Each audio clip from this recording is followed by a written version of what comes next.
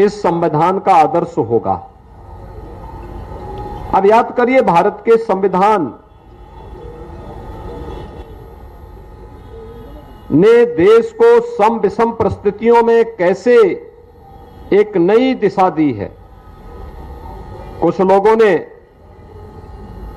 संविधान का गला घोंटने का प्रयास किया था इमरजेंसी के समय में, लोकतंत्र को रौंदने का कार्य किया था, लेकिन पूरा देश एकजुट होकर के जोरदार प्रतिक्रिया व्यक्त किया था, प्रतिकार किया था।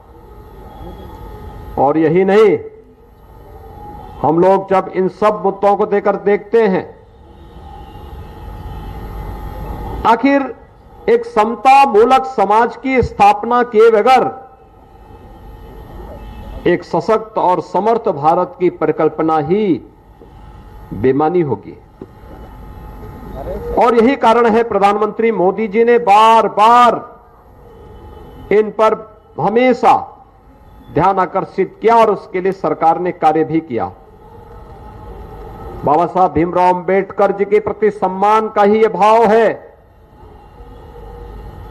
कि आज पूरा देश 26 नवंबर की तिथि को बाबा साहब भीमराव अंबेडकर के प्रति अपनी श्रद्धा को व्यक्त करने के लिए संविधान दिवस के रूप में मनाता है। बाबा साहब भीमराव अंबेडकर को आजादी के बाद जो सम्मान मिलना चाहिए था, पिछली सरकारों ने नहीं दिया। देश के प्रधानमंत्री के रूप में मोदी जी पहले प्रधानमंत्री हैं जिन्होंने इस देश के अंदर बाबा साहब भीमराव अंबेडकर की भावनाओं के अनुरूप भारत के निर्माण के लिए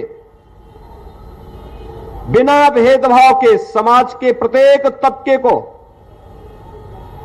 शासन की कल्याणकारी योजनाओं के साथ जोड़ने का कार्य किया। बाबा साहब भीमराव अंबेडकर के जुड़े हुए 5 प्रमुख स्थलों को पंचतीर्थ के रूप में विकसित किया। और मैं अंबेडकर महासभा को इस बात के लिए धन्यवाद दूंगा कि अंबेडकर महासभा जिन बातों को लेकर के दशकों से लड़ रहा था कि लखनऊ में भी बाबा साहब भीमराव अंबेडकर का एक भव्य सांस्कृतिक और केंद्र और स्मारक बनना चाहिए, प्रदेश सरकार ने न केवल उसको अपनी सहमति और स्वीकृति दी, बल्कि देश के महामहिम राष्ट्रपति जी के कर कमलों से इस कार्यक्रम का शुभारंभ भी कर दिया है।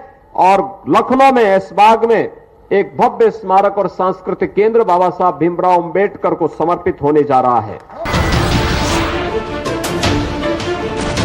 नमस्कार, मैं हूं मानक गुप्ता। अगर आपको हमारा ये वीडियो पसंद आया हो तो इसे लाइक और शेयर जरूर करें, और हां, हमें सब्सक्राइब और फॉलो करना ना भूलें ताकि आप देश और दुनिया की कोई खबर मिस ना करें। तो जुड़े रहिए हमारे साथ और देखते रहिए न्यूज़ 24।